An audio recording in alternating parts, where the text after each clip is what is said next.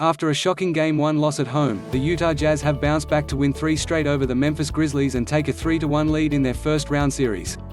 Game 4 on Monday night followed a similar pattern to the last 2 games, as the Jazz led for the most of the night but had to hold off a furious Grizzlies comeback before eventually securing a 120-113 win.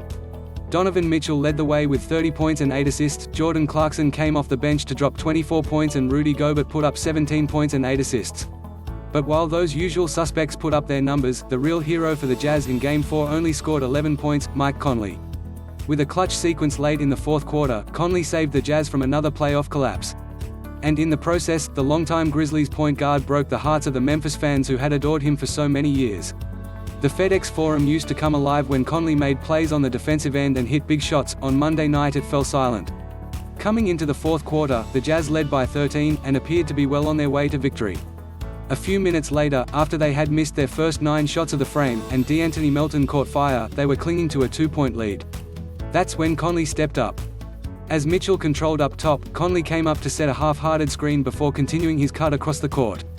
Then he spotted up while Mitchell ran a pick and roll with Gobert. Mitchell saw multiple Grizzlies defenders as he came off the screen, so he kicked the ball out to Conley. The veteran point guard made a quick decision with the shot clock winding down, and drilled a crucial step-back three-pointer in Melton's face. That was the first made basket of the quarter for the Jazz, and pushed their lead back up to 5 points at 109-104. There was still plenty of time left, but given the situation and how much the Jazz were struggling on the offensive end, it was the biggest shot of the game. Or, it was until Conley hit another huge three a few possessions later. At this point, the Jazz were up 4, but the Grizzlies had the ball and a chance to make it a one-score game. Conley wasn't about to let that happen. Morant tried to drive into the lane, but Conley picked his pocket and went the other way.